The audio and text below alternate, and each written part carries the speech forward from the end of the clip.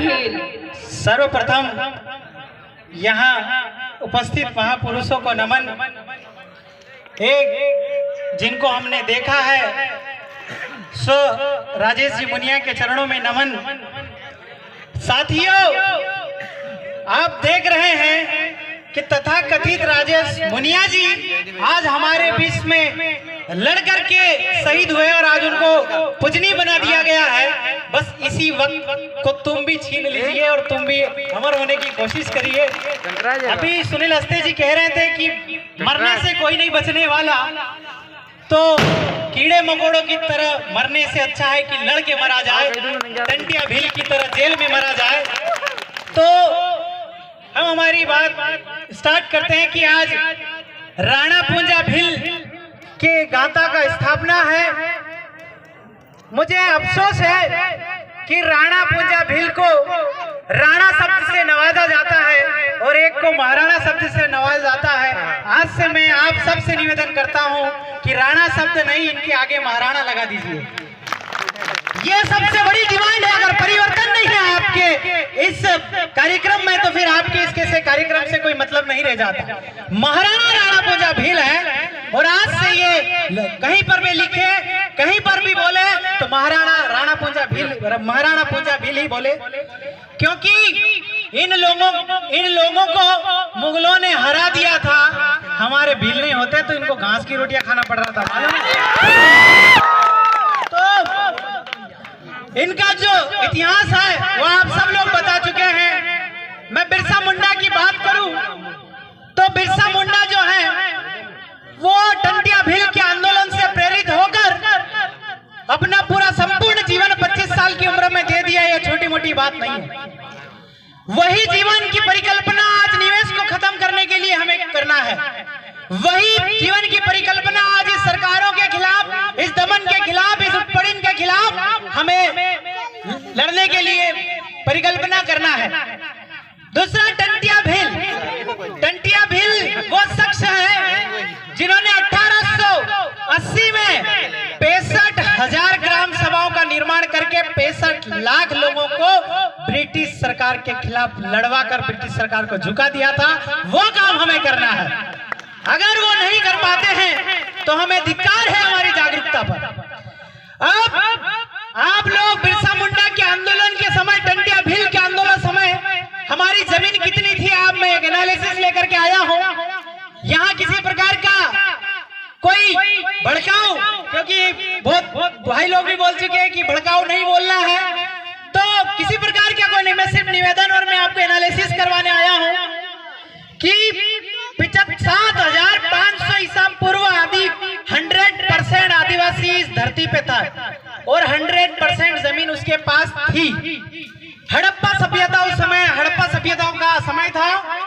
4,500 ईसा पूर्व जब ये जो चोंटी वाले लोग हमारे इधर आए, उस समय भी हमारे पास 100% 100% आदिवासी भी थे, 100% जमीन भी थी। एनालिसिस ध्यान रखना। मुगल आए उस समय हमारे पास 60% आदिवासी रह गया और जमीन है आपके पास उस समय 70%। 30% जमीन कहां गई और 40% आदिवासी कहां गया? क्या आदिवासी कुछ बन गया? क्या आदिवासी को मार डाला गया? ये आपको सोचना है, स्क्रिप्ट भी लिखना है। ताली बजाने से कुछ नहीं होता। आपका अंग्रेज जो आए उस समय आपका आदिवासी 40% था, 20% फिर मार दिया गया। जमीन कितनी रह गई? 65%। 65% जमीन रह गई। कहां गई वो जमीन? 35% जमीन का लॉस अभी तक हो चुका है। अंग्रेज आए हैं। अंग्रेज कब आए हैं? 1600 के समय में। आपका 1935 में जब भारत शासन अधिनियम बना उस समय इन्होंने आदिवासी सिर्फ और सिर्फ 22% रह गए और जमीन अपनी रह गई 65%।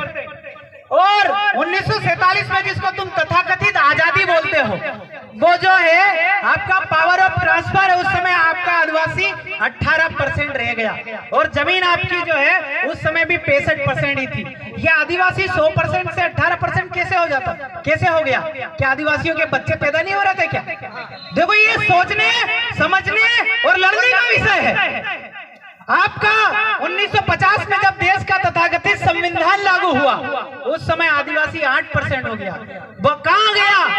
सीधा 100% से आजादी जब घोषणा हो रही है, आपका 92% आदिवासी इस धरती से गायब हो गया। तो उस समय आपकी कितनी जमीन बची? 30% जमीन। 2022 में 7.5% जमीन, 7.5% आदिवासी बचा है और 3% जमीन बची। कहां गए? कहां गए आपका आदिवासी? कहां गया? क्या आदिवासी को मुस्लिम बना दिया गया? क्या आदिवासी को हिंदू बना दिया गया? क्या आदिवासी को ईसाई बना दिया गया? क्या आदिवासी को बुद्ध बना दिया गया? क्या यह आदिवासियों के गले काट के मार डाला गया? इसका चिंतन मंथन करने की जरूरत है। जो जाए उनकी तरफ नहीं देखना, जाने दीजिए। हम तो 5 लोग यहाँ बैठेंगे, उनको भी समझा के जाएंगे और 5 लोग भी उस लड़ाई में आ गए। ये हमारी सफलता है। ये 5 लोग अगर उठ के जाते हैं तो ये हमारी असफलता है। अगली बार और पूर्ण करेंगे। इस पे कोई संकोच वंकोच नहीं करना। अगर 2 लोग मिले तो भी समझाते हुए चले। अब इस जमीन को बचाने के लिए हम सब लोगों को, आपका गोंडवाना हो, कोलवाना हो, भिलवाड़ा हो, हर जगह से आदिवासियों को जागना होगा। अगर आदिवासी जमीन बचाने के लिए नहीं आया तो आने वाले कुछ सालों में मिट जाएगा, मर जाएगा। अभी 3 दिन पहले का आंकड़ा है, मध्य प्रदेश के अंदर 1000 गांव, कितने? 1000 गांव को डिस्प्लेस करने का, मारने का प्लान बनाया। कितने? 1000 गांव का गिन के बताते हैं। जिसको कमलनाथ जी आप बोलते हैं, 350 गांव छिंदवाड़ा में वो छीन रहे हैं। 124 गांव कटनी और उमरिया में छीन रहे हैं। गुना में 8 गांव छीन रहे हैं। देवास में 10 गांव छीन रहे हैं। बद्दावर में भी इधर 4-5 गांव जा रहे हैं। रतलाम में गांव जा रहे हैं। झाबुआ में गांव जा रहे हैं। कर क्या रहे हो?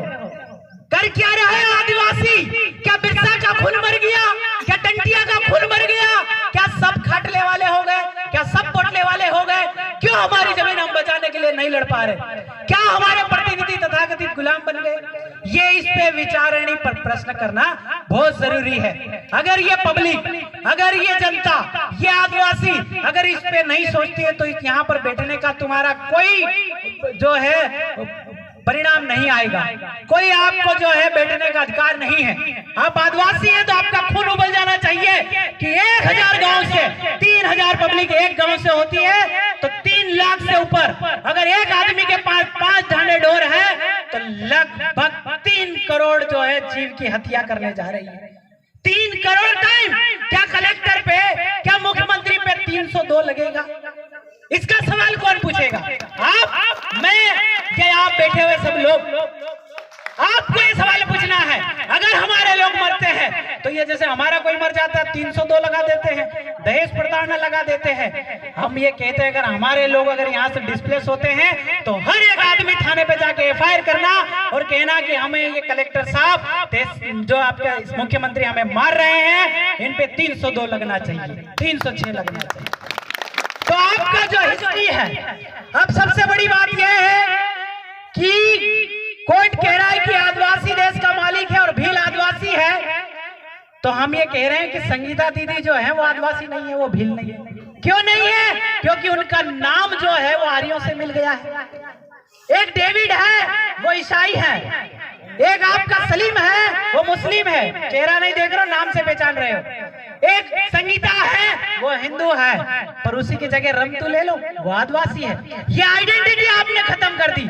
हम पिछली बार के कार्यक्रम में आए थे तो भी हम कहे थे कि आप 100 नाम तैयार रखिए, अगर अगला बच्चा आपके घर में पैदा होता है तो उसका नाम क्या रखेंगे?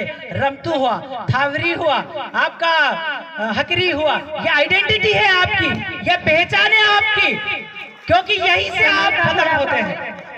हमारे बीच में हमारे क्रांतिकारी डॉक्टर अभय ओरी जी और उनके साथी पहुंच चुके हैं। जोरदार करताल ध्वनि से उनका हार्दिक हार्दिक स्वागत, वंदन, अभिनंदन करते हैं।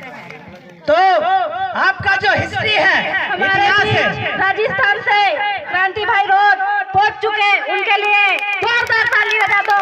हार्दिक हार्दिक स्वागत, अभिनंदन है। सब लोग खड़े हैं, वो बैठ जाइए। आदरणीय हमारे बीच में आ चुके हैं। हमारे पास लिस्ट लंबी, थोड़ा समय का अभाव है। हाँ बराबर, मैं ध्यान रख रहा हूँ इस बात का। दादा आए हैं तो सब लोग अपने ध्यान आकर्षित करिए। दादा आए हैं, वो भी बोल के जाएंगे उनके समय। हमारा जो हिस्ट्री इतिहास है वो अमरकट्टा का मुरकोट से चालू होता है।